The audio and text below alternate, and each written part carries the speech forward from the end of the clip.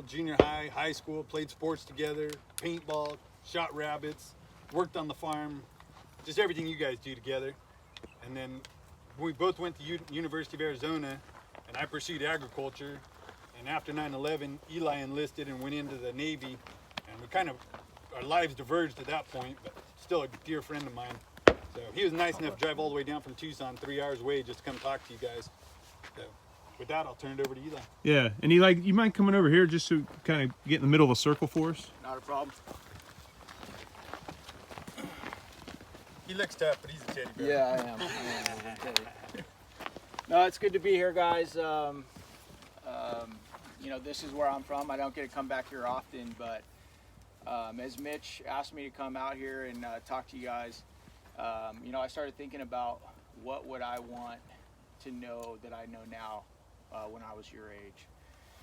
And there's a lot of things that I'd want to know, and there's a lot of things that I've screwed up. But I think one of the biggest things that I'd want to know now after going to war and starting a company and, you know, having a family is I'd want to know that you guys have an enemy on this earth. And in John 10:10 it says the enemy has come to steal, kill, and destroy. Have you guys ever heard that verse in the Bible? Well, it doesn't really hit home until it hits home. Like, I can tell you a lot of things. I can tell you it's really scary to get shot at, but until you get shot at, you really don't know it. And as you guys get older, a lot of you guys are in some really transformative years, important years in your life, where a lot of you guys are starting to see some of the things that go on in this world, some of the nasty, wicked, evil things in this world. And you're starting to ask yourself, why? Why does this stuff happen? Why does it happen to good people? How do you get over it? How do you overcome? And what's my role in it? And that's one of the biggest questions you'll ever ask yourself is, what is my role? How can God use me? And some of you guys might even be asking, does he even have a role for me? Or do I even want to fulfill that role? Or is God even real? And one of the things that you know, like a lot of young kids, thankfully I was raised in the church and I had parents, you know, that took me to church. And I learned about a lot of the stuff that you guys do at church and in religion, but it really didn't hit home until I got older and I started experiencing wounds and pain and losing friends and having my family shattered. You know, where I started asking all these questions, why? Why does this stuff happen? And what can I do about it? You know, one of the most interesting stories that I find in the Bible is in Genesis. You guys remember the story, the whole Adam and Eve story, where Eve eats the fruit, and then, you know, she convinces Adam to eat the fruit, right? And then, but before that, who shows up on the scene? You guys know? Who? Satan, right. Do you remember what Satan says to Adam and Eve? When he says, hey, maybe you guys should eat this fruit, and they say, oh, we're not supposed to eat that fruit. Do you guys remember what Satan said to them? It'll open your eyes up and make you be like God. Right. And the Bible says that Eve was not deceived, or Eve was deceived, but Adam wasn't. Did you guys know that? Adam wasn't deceived? Did you guys know that? Adam knew what was going on the whole time? That's what the Bible says. It says Eve was deceived, but Adam wasn't. And the reason I bring that up is because one of the biggest things, one of the biggest challenges you guys are going to have throughout your life is there's going to be a lot of deception thrown at you. And there's going to be oftentimes, just like Adam was, where you're not deceived. You see what's coming. You see the attack. You know that the enemy's working, and you're going to have a choice to make. You're going to make a choice. Am I going to be active? Am I going to fight? Or am I going to be passive? This is one of the biggest problems I see, you know, with modern day masculinity, manhood. A lot of men I know have just decided to be passive, to be quiet, because it's easier. And it's scary to take action, especially when you know that the world and culture is against you. It's against Christianity. It's against God. It's against moral values. And you guys will have choices your entire life and opportunities to be passive or active. And again, you guys, like, my whole world changed when somebody framed this up for me in a proper way, that you guys do have an enemy and you do live in a world at war, right? 1 Peter 5:8 says, the enemy prowls the earth like a roaring lion looking for someone to devour. Did you guys know that? What do you guys see the enemy doing in your community, in families around you, in this culture right here in the Southwest? Do you guys see abortions going on? Do you guys see marriages being destroyed? Do you guys see addiction, drug use? Do you guys see any of that stuff? Yeah? Yeah, absolutely. You're going to see, and you're going to see a lot more of it. You guys know that there's little kids being trafficked all over the world, all over the globe. Have you guys ever asked yourself, how is that even possible? How could people sell little kids into the sex trade? And I know some of you guys are young, okay? But I didn't come here to talk about, feelings and hugs. You guys were born into a world at war, and God gave you a masculine heart for a reason. And you're going to have the opportunity, like I said, to be passive or to be active and take a fight. Now, God's role for you might not be the same as God's role for me, but I tell you what, it feels a lot better to be on the action end of things and saying, all right, Lord, how do you want to use me today? Honestly, guys, that's why I drove down here. I just drove 3.5 hours just to talk to you guys. Not because it was the greatest thing I could do on Saturday, but because God called me to be here today, and he said, Eli, go. Because I'm asking that question, Lord, how can you use me? All right? And you guys will have that choice every day throughout your life. It might be, hey, I need to fight for my brother right now. He's in trouble. I might need to fight for my wife. I might need to fight for a kid at school that's being bullied. But you guys will have the ability to make that choice. Do I go active or do I stay passive? And guess what? Which direction do you think most of your friends and your peers go on a daily basis? Active or passive? Do they fight or do they sit back and take the easy road? Passive. Absolutely. Why? It's easier. Yeah, it's easier. What's going to happen? What's culture and what's the world going to call you if you stand for God and you stand on godly principles and you actually fight against evil? What's the world going to call you? Different. It's definitely different. What else? Anybody? Everything but noble. Everything but noble. That's right. And so that's one of the things that I wish I would have known. Like I went to Vacation Bible School, like a lot of you kids probably do. I grew up in the church, but I really had no idea of how real this war, this spiritual war for our hearts really was until I started getting out there in the real world. Do you guys know that in Proverbs it says, above all else, guard your heart, for from it flow the springs of life? Do you guys know that? You guys, why would it tell us above all else to guard our heart? Anybody? Evil. What's that? To guard it from evil. That's right. What's your name, brother? Run. Braun? Right on, Braun. Braun, what do you think the enemy would like to do to you? You think he wants you to grow up and be successful and raise a beautiful, happy, joyful, protected family? Hell no, Ron. He doesn't want that at all. He wants to just kill, steal, and destroy you. And guess what, man? If you don't understand what I'm talking about, if you don't understand that there's a war right here on this earth, and there is an enemy that prowls the earth like a roaring lion that wants to destroy you, brother, you're gonna get taken out. It's only a matter of time. I guarantee every one of these adult men here has seen it so many times, they can't even count it anymore. And one of the reasons they've seen it so many times is because we walk around like we're not even in a fight.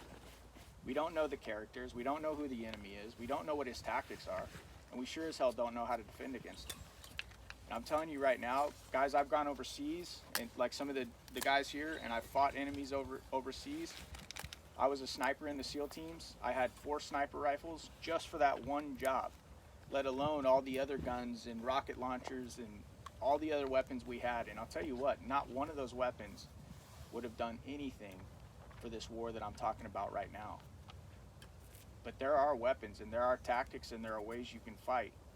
But you first have to understand that you live in a world at war and you do have an enemy. And if that doesn't sink in, I'm telling you, I might as well take you to Fallujah right now and drop you off with a compass and a camelback, because you'll last about as long.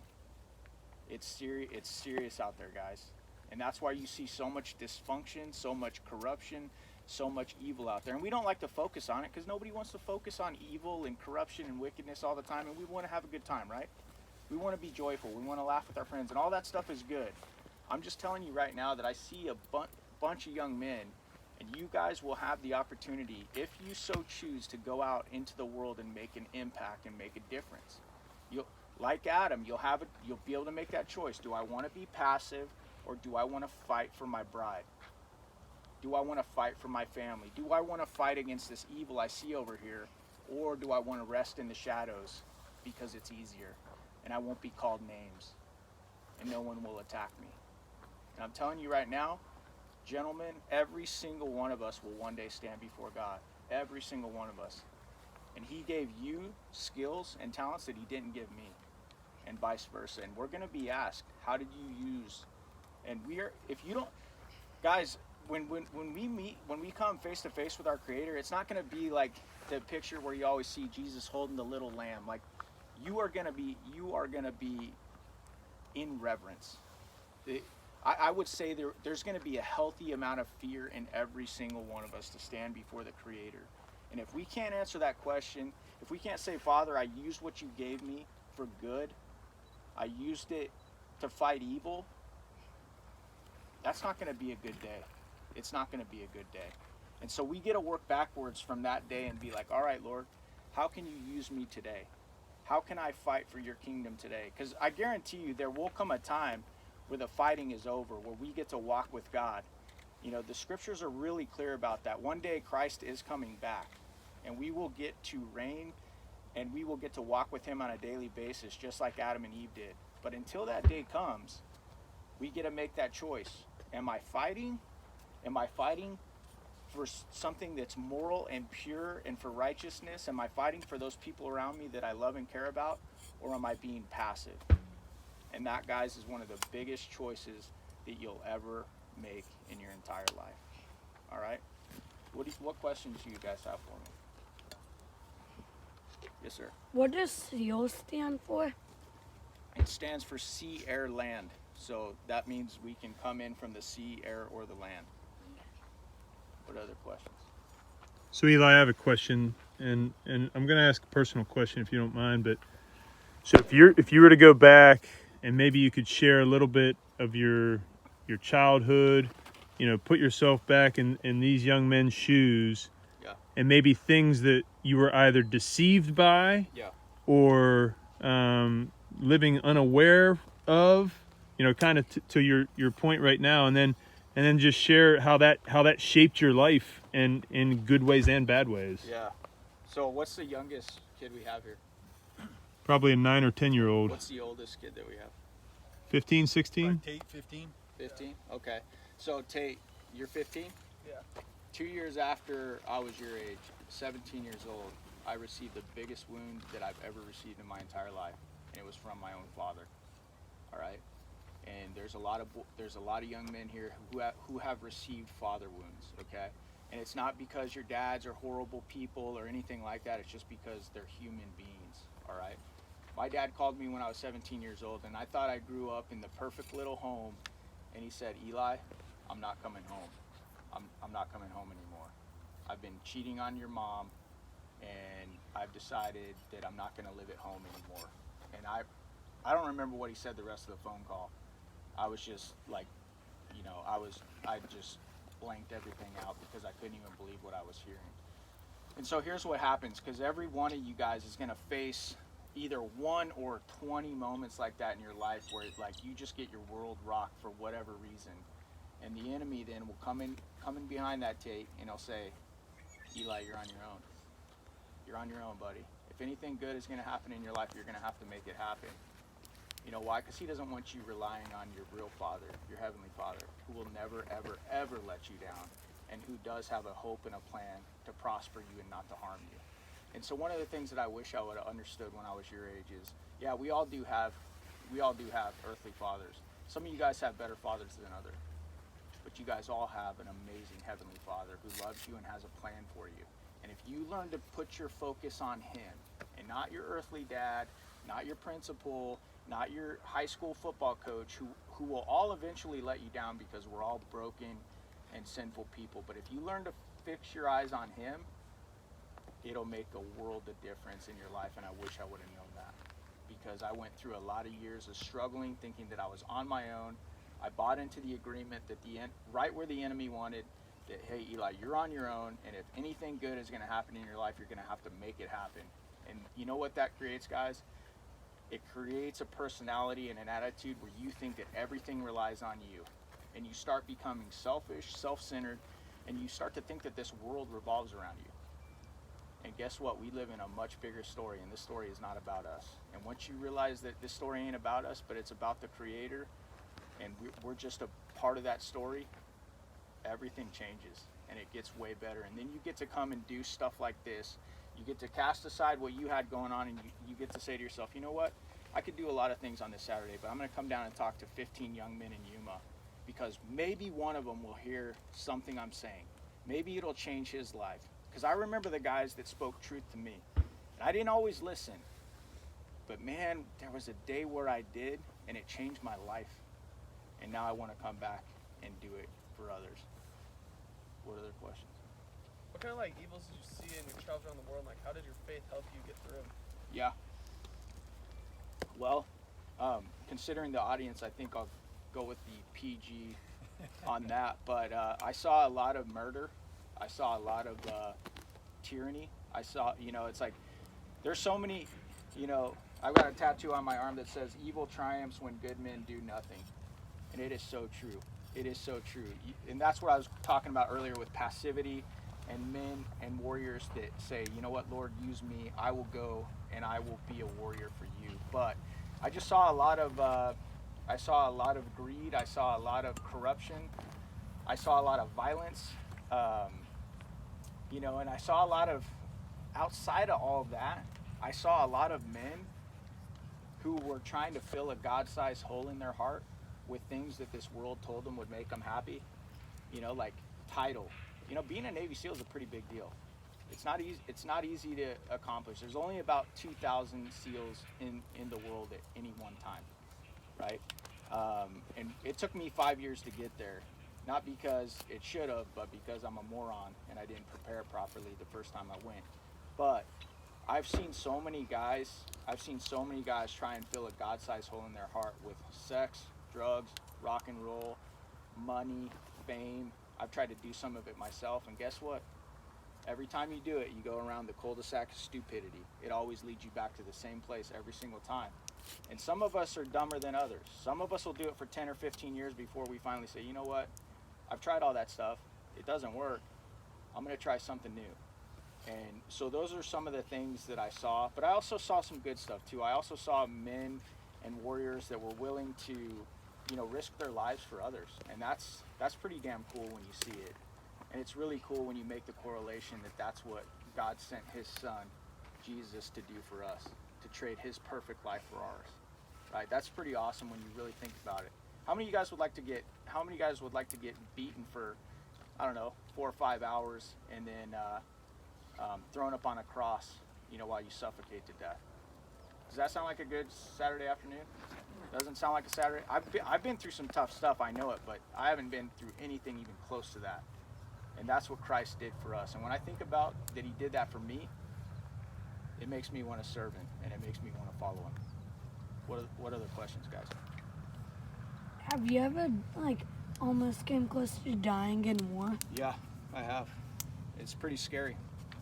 Sometimes it depends on how quick it happens. But I'll tell you, sometimes it happens so fast you don't really have time to be scared in the moment. And you just hope that you react, and that's something that you pray about. Like I prayed, Lord, give me the courage. If this happens, to react and to do what I'm supposed to do for the guys that I'm with, so that I don't let them down. And then it's just one of those things where you hope and pray that the Lord will give you enough courage to deal with the situation that you're involved in. But yeah, I'll give you a quick story, because I know when I was your age, I loved hearing war stories. I loved reading about them. But the closest I ever came to getting killed was on my 3rd and final platoon. I was a sniper for Delta Platoon at SEAL Team 3, and we were in Abu Ghraib, Iraq. So it's like a suburb of Baghdad. And we were... So you were so it's like a bad guy submarine, you said? It's like a suburb. So what's a suburb of Yuma, Mitch? Foothills. The foothills, okay. Yeah. So it's like the foothills in relation to Yuma. So it's outside of Baghdad, Iraq, which is not a very nice place. You know, you got a bunch of like ethnic clashes there. But anyway, long story short, we were going one night to hit a guy that was making IEDs. That's a vehicle-borne IED. That's like a bomb that somebody would put in this van right here, and they'd drive it up to us, hoping that we would just see a van, and then they'd clack it off and kill all 30 of us at once, right? And so this guy was making a bunch of those, and so we got intelligence or information that he was doing that, and so we decided to drive from Fallujah down to Abu Ghraib and then go try and grab this guy and arrest him. And so I was point man that night. Does anybody know what a point man is? Anybody? You're the lead. That's right. You're the lead guy. You're walking out in front of everybody. You're looking for signs. You're looking for booby traps. You're looking for enemy, and you're looking for the easiest route to get you guys from A to B. And so I was walking point that night, and there were only 4 SEALs were allowed to be on the ground that night, because for every SEAL we had on the ground, we had to have 5. We had to have 5 Iraqi partner force guys. So we were working with the Fallujah SWAT team. There were 4 SEALs on the ground. I was out in front, and we parked our trucks like 600 yards from where this house was that we were going to go hit and get this bad guy. And we're walking about 600 yards, and at about 300 yards, halfway there, 3 guys at about 110 yards, you know, probably less than where that yellow little piece of equipment is out there, opened up on us with machine guns. One of them had a belt-fed machine gun, and 2 of them had AK-47s. And it was weird because it was like a really wide street, but there was nowhere to go. Like there was no like depression in the earth or anything that you could jump behind. You just had to like lay down in the street and hope that they couldn't shoot you. And it was surreal. What's your name, brother? Trip. Trip, that's right. All right, so Trip, there were the guy that had the big heavy machine gun. He had tracer rounds. You want to know what tracer rounds? Your dad doesn't let you shoot tracer rounds? Come talk to Uncle Eli, dude. All right, so tracer rounds are cool, man, because when they shoot out of the gun, they leave like a glowing powder, so you can see every single round come out of the gun. And so the guy with the big RPK machine gun, he had tracer rounds, so I could see every bullet that was flying at me. It was kind of like Star Wars, only it was a dangerous situation, not a movie. But it was crazy. Thankfully, they were all shooting high, and they were shooting over our head. And so after about 2 minutes of lying in the street watching this laser light show of lethality, I noticed that this guy's muzzle flash started growing cold. Like I noticed that he wasn't shooting as much at us anymore. So I got up, and I'm really slow. Your dad can tell you about how slow I am later. But I started running back to where we had cover, and the next SEAL behind me in line was, and he's like, Eli, I've got an out, come over here. And so I went over to where he was, and I bumped him out, and I started shooting at these guys. But I noticed I had a laser on my gun, and my laser went from doing this to doing this. Trip, why do you think my laser was doing this? Because you were so scared you were shaking. Exactly, man. My body went into fight or flight, and so adrenaline started pumping into my system. Even though I didn't feel scared when I was laying in the street, my body knew that, hey man, you almost got killed, so we better start pumping adrenaline so you can fight or get out of here. And anyway, so I started fighting and shooting at these guys, and then we had 2 gun trucks roll up online that had remote control 50 cals called the RWS weapon system, and they started just hammering these 3 guys. And the fight ended pretty quick at that point, but it was interesting because when I got back to base that night, my OIC, my officer in charge, is a guy named Marty. He's now the commanding officer at SEAL Team 1. He was my swim buddy in Buds, and he said to me, he's like, Eli, why weren't you listening to me, man? I pulled up in the truck next to you, and I was screaming at you to get behind that wall, and how come you didn't listen to me? And I said, Marty, even though in the Marine Corps you guys would have had to say sir, but I just said Marty. But that's what it is. It is what it is. That's how you roll. That's how we roll. But anyway, it was interesting because I said, Marty, I didn't hear you, bro. And I was wearing we called them Silinx earbuds, and what they do is they're like a lot of the hearing protection that your dads give you guys when you go shoot or whatever. They cancel out the really loud noises over a certain decibel range. So I couldn't hear any of the rounds cracking over my head, but he said, Eli, I was yelling at you to get back behind the wall because there were rounds exploding like a foot over your head. And he kept seeing them hit on the wall right behind. So they could see me even though I had a suppressor on my rifle. And so, yeah, it was a really close call because it was about 110 yards. It's not a long rifle shot. And when 3 guys with automatic weapons open up on you, there's a good chance you're going to die. So did you guys, like, when the trucks came, did you shoot them all? Yeah. What'd you do with them after that? Well, we had to leave because we were way outnumbered. Wait, there was a lot of guys coming. Yeah, it was like a hornet's nest that we just kicked up, and we only had, like I said, I think 10 SEALs on that op, and then a bunch of guys that we couldn't trust, and then I don't know, probably 60 or 70 insurgents, if you will. So we had to get out of there. What other questions? Who has a bottle breacher? Anybody? Trip's got one. Anybody else? So just talk to us about that, because honestly, a lot of people don't know what that even means, Eli. So he was a SEAL. Employee, that's what it means. He was a SEAL, but now he started a business, and so now he has a business where he makes bottle breachers. And so could you just describe what that is and kind of how the Lord's using it in your life? Yeah, so we started it while I was in the Navy, and we make 50 caliber bottle openers. That's how it started, and then it grew into a company. But have you guys seen that show, The Shark Tank? Yeah. Parents ever watch it? Yeah. Okay, me and my wife went on that show and got a deal with Mark Cuban and Kevin O'Leary. But hold up 1 sec. Just to make sure you guys understand, a bottle opener is like a Coke bottle, a beer bottle, something you pop the top off with. That's what he's making out of old 50 cal big bullets that they've taken the powder out of and turned them into a bottle opener. That's what his company makes. Cooler name. So But the bottom line Yeah, is, really cool name.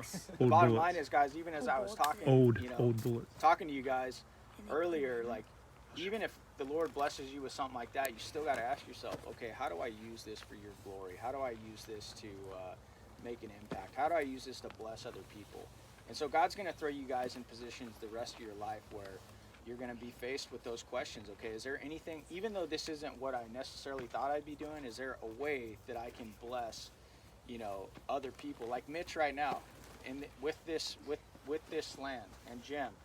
These guys right here are looking at what God's given them, and okay, how can I use this to bring young men out, disciple them, and make sure that they have every opportunity to walk down, the better path. And so that's something we've tried to do at Bottle Breacher.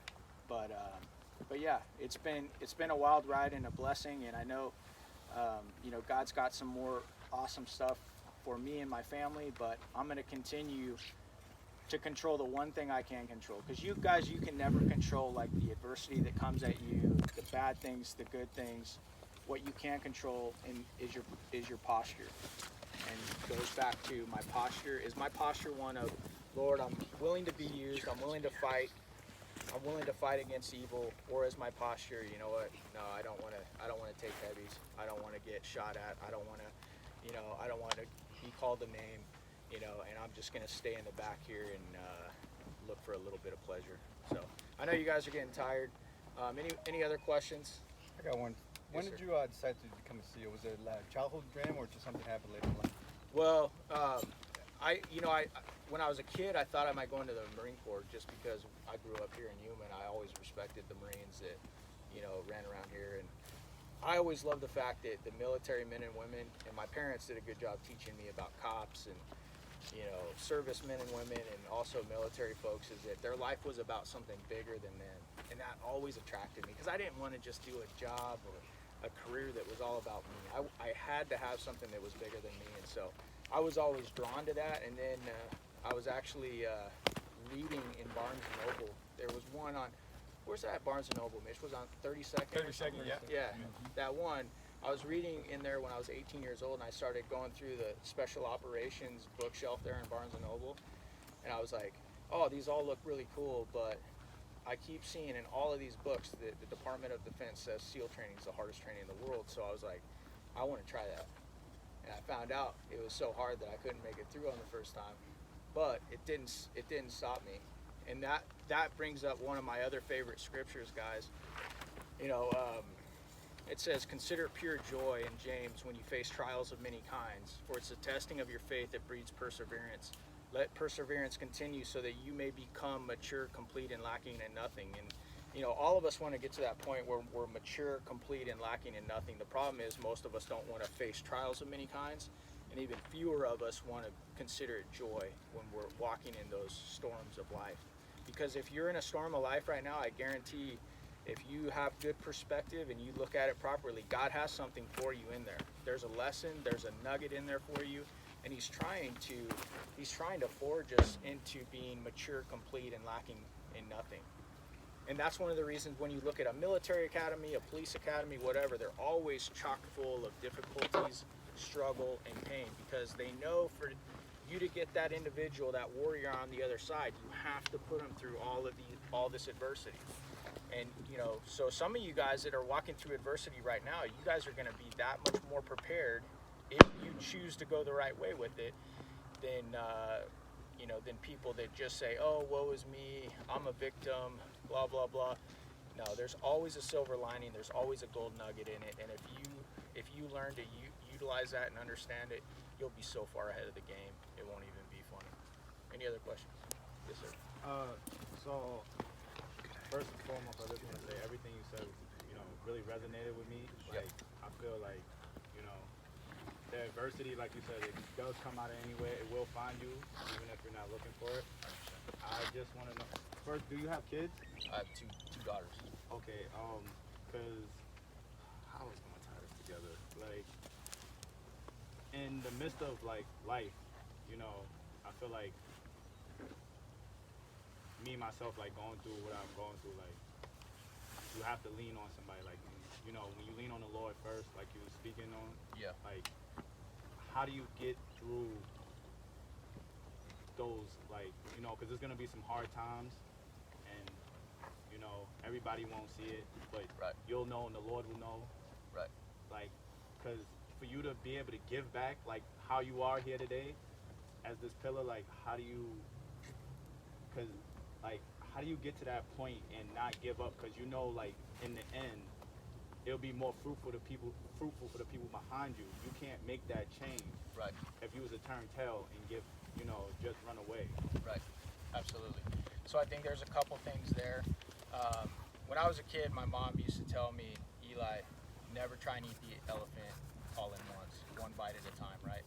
So I take stuff like that, and like, to me, that's about one of the things that is in what you were talking about is about building character, right? If I want to face that adversity and be the man and the warrior and the father and the husband and the brother in the midst of that I know God has called me to be, I need to build up some momentum. I need to knock something small out of the park first, whether it's, hey, just showing up and helping my buddy move without being asked, without asking for him to take me to dinner, whatever it is, coming down, just to help people out. So I like to build up. I like to do small things and then bigger things and then bigger things. And you start, just like anything else, you start building up momentum to where that, while you're building up momentum and doing just selfless things for people, asking God, where do you want me to be today, Father? He starts building you into the man that you were created to be, right? And so I say start with small stuff, let it build you up. But the other thing too, I said a second ago, is understanding this story is not about you. It's not about me, right? And when you understand the story isn't about you or me, it becomes a lot easier to be selfless, right? And not to worry about what do I want for lunch, or what do I want to be doing right now, or what do I want to do in 3 years. Those questions start to become, okay, how can I best serve my family? How can I best serve my community? How can I best serve my country? And how can I, best serve my church in the next 3 to 4 years? So it kind of just shifts your mindset when you really start walking with God and you realize this story isn't about me, this story is about you, and my job is to bring glory and honor to you. Most people don't know that. Most people don't know that their purpose, why am I here? What's my purpose? Why is the world so screwed up? And how do I fix it? Those are the 4 biggest theological questions that most of us will ever deal with right there. And when we're talking about purpose, what's my purpose? If you understand that your purpose is to give glory and honor to God, a lot of this other materialistic, just peripheral stuff starts to fade away. And you start to get laser focused on, these are the skills, talents, and abilities you've given me, Father. How do you want me to use them? and it wipes away a lot of the extra stuff that you're looking at and trying to struggle with and wrestle with, and you start getting laser focused on, okay, how do I bring glory and honor to you? Right? What other questions? Some great questions, and thank you, Eli. Thanks for coming out, and thanks for sharing. So, Mitch, if you come out here real quick. Just take the ball. First of all, I just want to say I appreciate what you just shared, and that's awesome. And honestly, you know, it wasn't even really what you just shared; it's what God shared through you. 100%. You know, and that's the bottom line. And it's awesome that he came out here and let the Lord share through him. And yeah, he had to drive 3.5 hours, whatever. But what I've got here are a couple shirts, and these are the shirts that if you guys can hold it up and show them the back, and that's what we're doing here, is because we've been called. Each of us as men have been called to be a man of valor, and I encourage you to look in Scripture. Look in 1st and 2nd Samuel. Look at David, and he always had mighty men of valor. And really, it's those things that Eli was just talking about. Being willing to fight, being active and engaging. And our society does not promote that. But here's a man who has been through a lot and seen a lot, and he's telling us that we have to be a man of valor. And that's exactly what the Bible tells us to do. And so whether it's Gideon and how he selected his men, remember the story, right? He was fighting against thousands, and he had a fraction of what the enemy had. And the Lord said, you still have too many. Go down to the river and see which ones drink by putting their face in the water. Those ones you don't want with you. But the ones who kneel down and they take the water and go like this because they're still looking, they're still engaged, they're still active, those are the ones you take with you. And Gideon reduced his force to even less, and God used that. And so thanks again, Eli, for coming out and sharing, because those are words of truth and words of your experience, and that helps us to understand better what he has for us. And so what I would ask now is, we've got a couple more minutes. If you guys want to come ask individual questions, you can. Mitch, do you think we should try harvest anymore, or do you think we should pack it up? I think we better wrap it up. Okay, so we'll pack it up. Eli will be here for a couple of minutes if you want to ask individual questions or chat with him. Feel free to. We'll mill about, and then probably in about 20, 30 minutes or so, we'll head back and take all the produce back to the food bank. Thanks for what you guys are doing. But I challenge you, whether you're 10 years old, or whether you're 15, 16 years old, or whether you're 44 years old, you know, we need to be chewing on these things, right? We need to be chewing on the things that Eli just shared with you. You don't have to be in Iraq to be in the battle.